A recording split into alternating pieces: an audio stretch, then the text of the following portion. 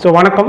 தமிழ்நாட்டில் இருக்கிற 455 engineering college வந்து டிஎன்இஏ கவுன்சிலிங் கீழே வருவாங்க. அந்த 455 இன்ஜினியரிங் காலேஜில் 11 காலேஜ் மட்டும்தான் கவர்மெண்ட் காலேஜ்னு சொல்கிறோம். மீதி இருக்கிற 444 காலேஜ் என்னென்ன அப்படிங்கிறதையும் நம்ம வரிசையாக பார்க்கலாம். யூனிவர்சிட்டி டிபார்ட்மெண்ட்ஸ்னு சொல்லிட்டு அண்ணா யூனிவர்சிட்டியோட கேம்பஸ் வந்து ஒரு 5 லொக்கேஷனில் சென்னை சுற்றியே இருக்குது. ஸோ அது வந்து யூனிவர்சிட்டி டிபார்ட்மெண்ட்ஸ்னு சொல்கிறாங்க. அதில் 5 கவர்மெண்ட் காலேஜஸ் ஒரு 11. அதே மாதிரி கவர்மெண்ட் எய்டட் காலேஜஸ் வந்து 3 இடத்துல தான் இருக்குது. கோயம்புத்தூரில் அது 2 இருக்குது, சிஐடி ஜிசிடி. அப்புறம் மதுரையில் இருக்கிற Madurai Thiagarajar college of engineering, அது 3 வந்து கவர்மெண்ட் எய்டட் காலேஜஸ். அது போக வந்து சென்ட்ரல் கவர்மெண்ட்னால பராமரிக்கப்படுகிற ஒரு 3 காலேஜஸ் வந்து கவுன்சிலிங் கீழே வராங்க. இந்த சிஇசிஆர்ஐன்னு சொல்லுவாங்க, சென்ட்ரல் எலக்ட்ரோகெமிக்கல் ரிசர்ச் இன்ஸ்டிடியூஷன் சொல்லிட்டு காரைக்குடியில் ஒன்று இருக்குது. அதே மாதிரி central institute of petrochemical engineering and technology, அது வந்து சென்னையில் இருக்குது.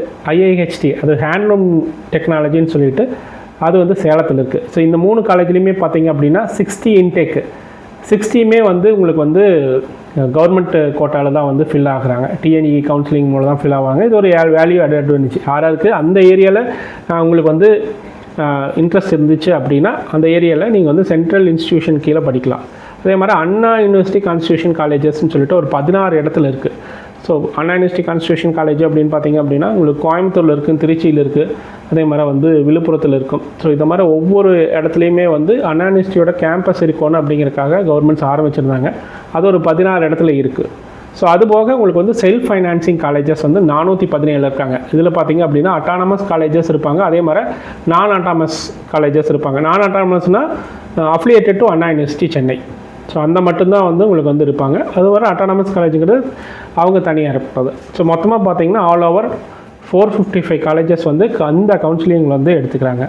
ஸோ இதில் வந்து என்னென்ன காலேஜஸ் எங்கெங்கே எந்தெந்த லொக்கேஷனில் இருக்குது அப்படிங்கிறத வந்து ஒரு புக்லெட்டாக வந்து கொடுத்துருக்காங்க. ஸோ அந்த புக்லெட்டோட லிங்க்கையும் வந்து நான் வந்து இந்த வீடியோ கீழே இருக்கிற டிஸ்கிரிப்ஷனில் ஆட் பண்ணுறேன். ஸோ அதில் போய் பார்த்தீங்க அப்படின்னா தனியாக ஒவ்வொரு காலேஜ்லேயும் என்னென்ன சீட்ஸ் இருக்குது, என்னென்ன டிபார்ட்மெண்ட்ஸ் இருக்குது அப்படிங்கிறத முதல் கொண்டு நீங்கள் பார்த்துக்கலாம். ஸோ அதை பார்த்தீங்க அப்படின்னா உங்களுக்கு ஒரு ஐடியா கிடைக்கும்.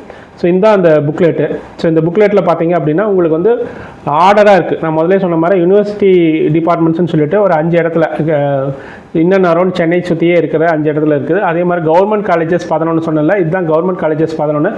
ஸோ இது எங்கெங்கே இருக்குது அப்படிங்கிறத டீட்டெயில்ஸ் எல்லாம் இருக்குது. அதே மாதிரி அதை பற்றின இன்ஃபர்மேஷன் வேணும்னா இந்த பேஜ் நம்பர் கீழே போய் பார்த்தீங்க அப்படின்னாவே இருக்கும். கவர்மெண்ட் எய்டட் காலேஜ் முதலே சொன்ன மாதிரி 3 இடத்துல, அதே மாதிரி சென்ட்ரல் கவர்மெண்ட்டோட இன்ஸ்டிடியூஷன்ஸ் ஒரு 3 இருக்குது. அதுவுமே வந்து டிஎன்ஏ கவுன்சிலிங் மூலம் ஃபில் ஆகுது. அதோட டீட்டெயில்ஸையும் பார்க்கலாம். கான்ஸ்டியூஷன் காலேஜ் அப்படின்னு சொல்லிட்டு ஒரு 16 பக்கம் வந்து அண்ணா யூனிவர்சிட்டியோட காலேஜஸ் இருக்குது. ஸோ அதே மாதிரி செல்ஃப் ஃபைனான்சிங் இன்ஜினியரிங் காலேஜஸ் மொத்தம் இருக்குது. ஸோ மொத்தமாக பார்த்தீங்க அப்படின்னா 455 காலேஜஸ் இருக்குது.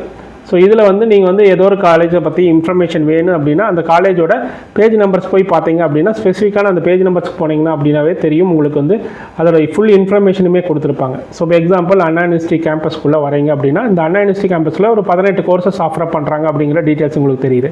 ஸோ அந்த கோர்ஸ் வந்து என்பிஏ அக்ரிடேட்டடா, அதே மாதிரி வந்து இந்த கோர்ஸ் எப்போ ஆரம்பித்தாங்க அப்படிங்கிறது ஃபுல் டீட்டெயில்ஸ் இருக்குது. அதே மாதிரி அந்த என்பிஏ அக்ரிடேஷன் எது வரலும் செல்லும் அப்படிங்கிறது எல்லாமே இருக்கும். எவ்வளோ இன்டேக் எடுக்கிறாங்க அப்படிங்கிறது எல்லாமே உங்களுக்கு ஃபுல் டீட்டெயில்ஸாக இருக்குது. ஸோ இதில் முடிஞ்ச வரல அந்த காலேஜஸ் வந்து ஃபீஸ் வந்து கொடுக்க சொல்லியிருக்காங்க. செல்ஃப் ஃபைனான்சிங் காலேஜோட ஃபீஸஸ் எல்லாம் இருக்காது, ஆனால் கவர்மெண்ட் காலேஜோட ஃபீஸஸ் எல்லாமே இருக்குது.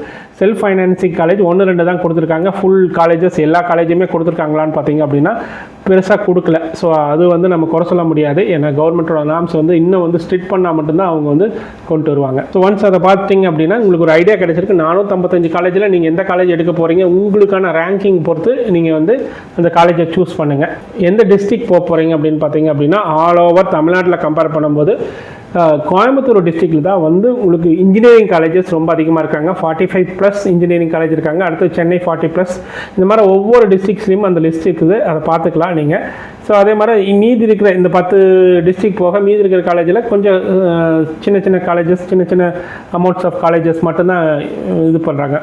மற்ற டிஸ்ட்ரிக்ஸில் கம்பேர் பண்ணும்போது இந்த 10 டிஸ்ட்ரிக்ஸில் தான் வந்து உங்களுக்கு அதிகமான காலேஜஸ் இருக்காங்க. அதே மாதிரி அட்டானமஸ், நான் அட்டானமஸ் முதலே பார்த்த மாதிரி செல்ஃப் ஃபைனான்சிங் காலேஜஸ் வந்து 417 இருக்காங்களா. அதில் வந்து அட்டானமஸ் காலேஜ் இன்னும் அரௌண்ட் ஒரு 150 காலேஜ் இருப்பாங்க. நான் அட்டானமஸ் காலேஜ்னு பார்த்தீங்க அப்படின்னா ஒரு 305 இருப்பாங்க. ஸோ இந்த அட்டானமஸ் நான் அட்டானமஸ்க்கு என்ன டிஃப்ரென்ஸ்னு பார்த்தீங்க அப்படின்னா, அட்டானமஸ் ஃபுல்லாகவே வந்து அவங்களே ஒரு பேப்பர் செட், அவங்களே சிலபஸ் கிரியேட் பண்ணுவாங்க, அவங்களே வந்து பேட்டர்ன் கிரியேட் பண்ணுவாங்க, அவங்களே எக்ஸாம் நடத்துவாங்க, அவங்களே வந்து வேல்யூவேஷன் பண்ணிக்குவாங்க. வேற நான் அட்டானமஸ் காலேஜ் பார்த்தீங்க அப்படின்னா சிலபஸ் கிரியேட் பண்ணுறது அண்ணா யூனிவர்சிட்டி. ஏன்னா எல்லா நான் அட்டானமஸ் காலேஜும் it will come under Anna university Chennai. So அவங்க சிலபஸ் கிரியேட் பண்ணுறதுலேருந்து paper setting, question paper setting, valuation எல்லாமே அண்ணா யூனிவர்சிட்டி சென்னைக்கு தான் பண்ணுவாங்க.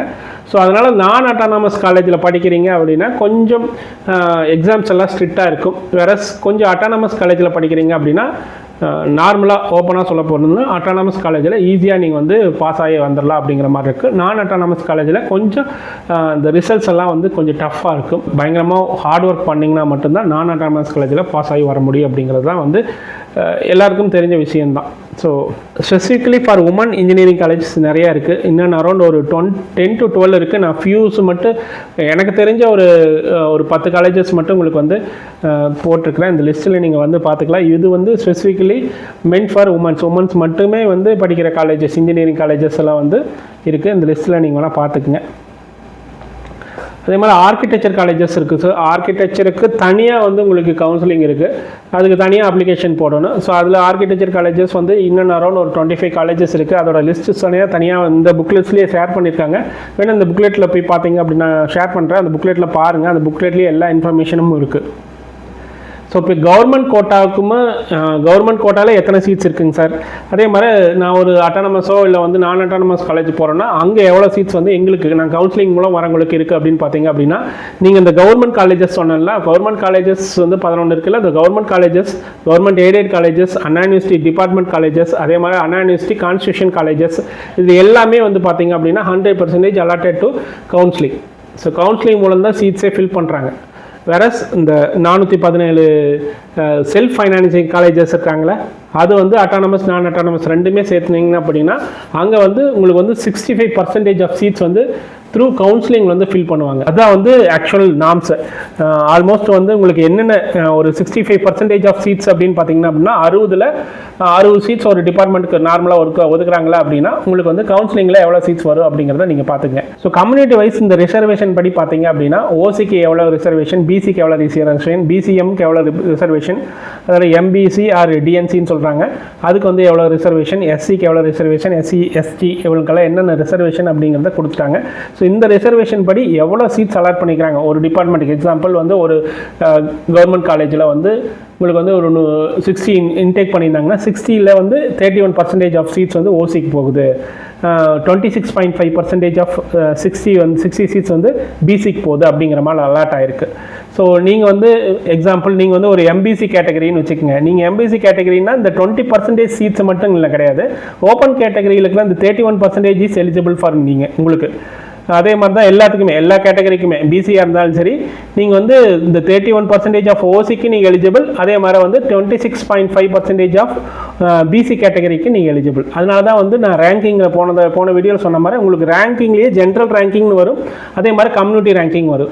இது போக வந்து உங்களுக்கு வந்து 7.5 ரிசர்வேஷன் இருக்குது. நீங்கள் 6th-லேருந்து 12th வரலும் கவர்மெண்ட் ஸ்கூலில் படிச்சிருந்தீங்க அப்படின்னா you are eligible for 7.5% of quota. So அது வந்து உள்ளொதுக்கீடுன்னு சொல்கிறாங்க. ஸோ அதுலேயும் பார்த்தீங்க அப்படின்னா உங்களுக்கு வந்து கம்யூனிட்டி ரேங்க் இருக்குது. 7.5 ரேங்கிங்கில் வந்து நீங்கள் ஓசியாக இருந்தீங்கன்னா உங்களுக்கு ஒரு ரிசர்வேஷன் கேட்டகரி இருக்குது. அதே மாதிரி அதுலேயும் கம்யூனிட்டி வைஸ் கேட்டகரியிலும் அதுலேயும் ரிசர்வேஷன் இருக்குது.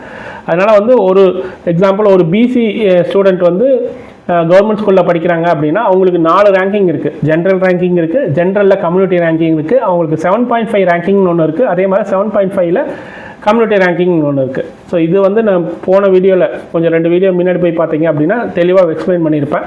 ஸோ இந்த மாதிரி தான் உங்களுக்கு வந்து சீட்ஸ் கேட்டகரியெல்லாம் வந்து அலாட் பண்ணியிருப்பாங்க. அடுத்த வீடியோவில் நம்ம என்னென்ன டிஸ்கஸ் பண்ண போனோம்னா என்னென்ன டிபார்ட்மெண்ட் இருக்குது, டிஸ்ட்ரிக்ட் வைட் எப்படி வந்து சீட் மேட்ரிக்ஸ் வந்து அலாட் பண்ணியிருக்காங்க, டாப் 10 டிஸ்ட்ரிக்ஸில் வந்து சிஎஸ்சி ஏஐ என்னென்ன கோர்சஸ் வந்து எந்தெந்த காலேஜஸில் வந்து நல்லா சொல்லித்தராங்க, எப்படி பிளேஸ்மெண்ட்ஸ் நடக்குது அப்படிங்கிறதெல்லாம் வந்து டிஸ்கஸ் பண்ண போயிடும். ஸோ அதனால் மறக்காமல் நம்ம சேனலை சப்ஸ்கிரைப் பண்ணி வச்சுக்கோங்க. இதுவரை நம்ம சேனலை சப்ஸ்கிரைப் பண்ணல அப்படின்னா சப்ஸ்கிரைப் பண்ணி வச்சுக்கோங்க.